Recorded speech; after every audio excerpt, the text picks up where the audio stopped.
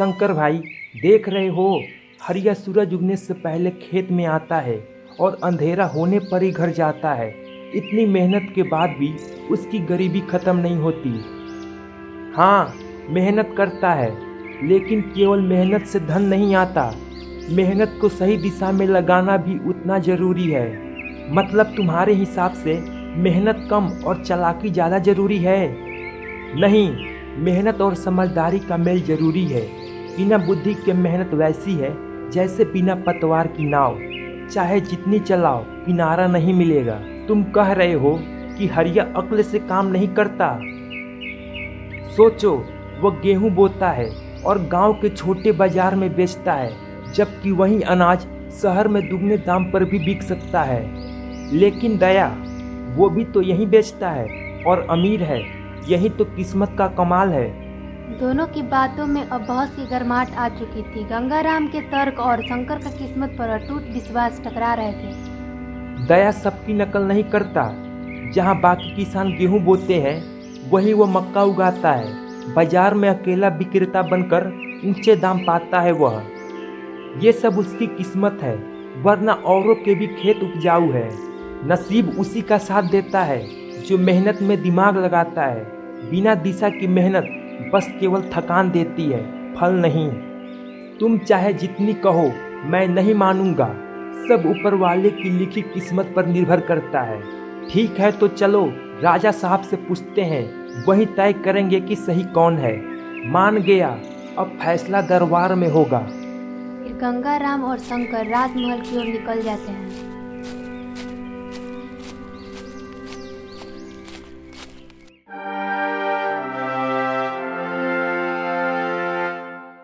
प्रणाम महाराज, हम गांव से आए हैं। महाराज, एक बेहद जरूरी सवाल करना है, जिसका जवाब हमारे गांव की सोच बदल सकती है।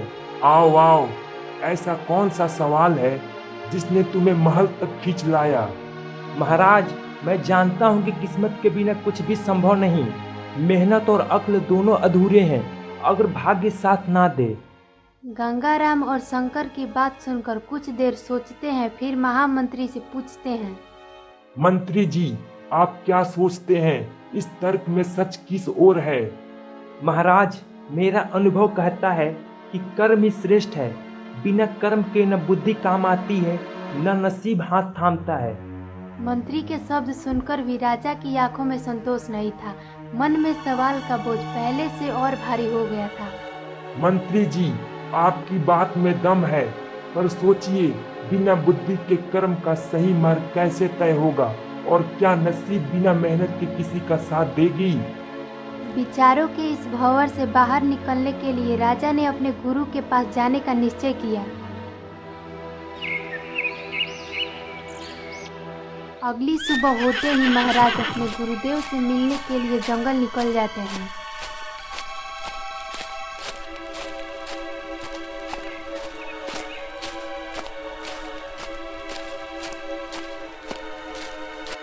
गुरुदेव प्रणाम। मैं एक ऐसा उलझन में फंस गया हूँ जिसका उत्तर खुद नहीं ढूंढ पा रहा। आओ पुत्र, बैठो और बताओ क्या बात है। कर्म, बुद्धि और नसीब में सबसे बड़ा कौन है? यह मेरे लिए एक पहेली बन गया है। इस पहेली का हल अनुभव से मिलेगा, केवल चर्चा से नहीं। पुत्र, इस प्रश्न का उत्तर पाने के लिए एक प्रयोग करना होगा। गुरुदेव, मैं आपकी हर आज्ञा मानने को तैयार हूँ। जाओ, 3 व्यक्तियों को लेकर आओ। एक ऐसा जो मेहनत का प्रतीक हो, दूसरा जिसकी बुद्धि तेज हो, और तीसरा जो पूरी तरह किस्मत पर निर्भर हो। जी गुरुदेव, मैं अभी उन्हें खोज कर लाता हूँ। याद रखना, उनके गुण साफ साफ दिखने चाहिए ताकि तुलना में कोई भ्रम न हो। आप निश्चिंत रहें, मैं पूरी ईमानदारी से ये काम करूँगा। और राजा अपने घोड़े पर सवार होकर राजमहल गए और 3 आदमी को लेकर गुरुदेव के पास वापस आए।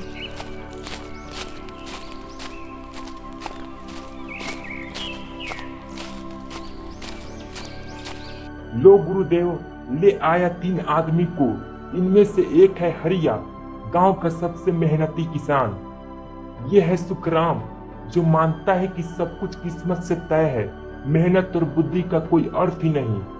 और ये है रामू, जिसकी चतुराई और गहरी सोच गांव में मशहूर है। गुरुदेव तीनों की तरफ देखते हैं और कहते हैं, तुम तीनों को मैंने एक काम करने के लिए बुलाया है। अगले 10 दिनों तक तुम तीनों जंगल से लकड़ियां काट कर गाँव में बेचोगे। 10 दिन बाद जो सबसे ज्यादा धन लाएगा उसे राजा महामंत्री बनाएंगे। हरिया के चेहरे पर आत्मविश्वास की चमक थी। उसे पूरा यकीन था कि मेहनत ही उसे जीत का ताज पहनाएगी। आज मैं दिखा दूंगा कि असली सफलता सिर्फ मेहनत से मिलती है। इतनी लकड़ियां काटूंगा कोई सोच भी नहीं सकता। वो कुल्हाड़ी लेकर जंगल में घुसा और बिना रुके लकड़ियां काटने लगा।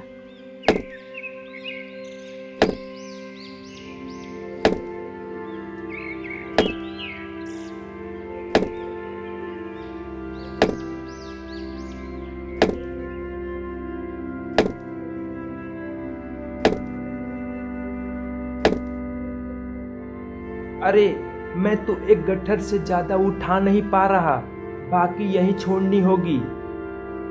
वो एक गट्ठर लेकर गांव पहुंचा, बेचा और दूसरे लेने लौटा, लेकिन सूरज ढल चुका था। रात में जंगल जाना खतरे से खाली नहीं, बाकी कल सुबह ले आऊंगा। लेकिन अगले दिन लौटकर देखा तो बाकी लकड़ियां गायब थी और यही गलती आने वाले दिनों में भी दोहराई गई। उधर सुखराम जंगल में आया, लेकिन कुल्हाड़ी उसके कंधे पर बस औपचारिकता के लिए थी। अगर मेरी किस्मत में महामंत्री लिखा है तो भगवान खुद मेरे रास्ते में खजाना डाल देंगे। मुझे पसीना बहाने की जरूरत नहीं। वो कभी जमीन खोदता, कभी पेड़ों के बीच झांकता, जैसे सोने का संदूक यहीं कहीं दबा हो। दिन बीतते गए लेकिन उसके हाथ कुछ नहीं लगा। ऐसे करते करते उसने पूरे 10 दिन ऐसे ही बिता दिया। रामू ने काम शुरू करने से पहले योजना बनाई। उसे पता था कि केवल मेहनत ही नहीं, तरीका भी मायने रखता है। उसने कुल्हाड़ी को धार दी और बैलगाड़ी का इंतजाम किया। अगर मेहनत करनी है तो सोच समझकर करनी होगी, तभी फायदा होगा। वो जंगल गया और केवल सूखी लकड़ियाँ काटी, जो हल्की भी थी और बिकती भी तुरंत थी। दिन ढलने से पहले उसने बैलगाड़ी भरकर लकड़ियाँ गांव में बेच दी और मुनाफा कमाया। अगले 9 दिन तक उसने यही तरीका अपनाया। 10वें दिन उसके पास बाकी दोनों से कहीं ज्यादा धन था। 10 दिन पूरे होते ही तीनों गुरुदेव के पास लौटे। उसके चेहरों पर अलग अलग कहानियाँ लिखी थी। गुरुदेव, मैंने दिन रात मेहनत की, लेकिन ढोने में परेशानी के कारण बहुत लकड़ियाँ बर्बाद हो गई। गुरुदेव, लगता है ये पद मेरे नसीब में ही नहीं था। मुझे कोई खजाना ही नहीं मिला। गुरुदेव, मैंने सोच समझकर काम किया, बैलगाड़ी और हल्की लकड़ियों का चुनाव किया, जिससे ज़्यादा मुनाफा कमाया। गुरुदेव ने तीनों की बातें ध्यान से सुनी और उनकी आंखों में जवाब साफ झलकने लगा। महाराज, अब आपको सच्चाई स्पष्ट दिख रही होगी। हाँ गुरुदेव, अब मुझे उत्तर मिल गया है। जिसके पास बुद्धि नहीं, उसकी मेहनत अधूरी रहती है और किस्मत बिना कर्म के कुछ नहीं देता। राजा की नज़र रामू पर थी, जिसने मेहनत और बुद्धि को मिलाकर जीत हासिल की थी। महाराज, आप समझे, नसीब उसी का साथ देता है जो सोच समझकर कर्म करता है। हरिया की मेहनत और सुखराम की प्रतीक्षा दोनों ही हार के कारण बने। रामू, आज से तुम इस राज्य के महामंत्री हो। महाराज, मैं पूरी निष्ठा और ईमानदारी से सेवा करूंगा। इस निर्णय ने सबको सिखा दिया, असली ताकत बुद्धि और कर्म के मेल में है। और सभी ने मान लिया, बुद्धि वह चाबी है जो कर्म को सफलता का दरवाजा खोलने में मदद करती है।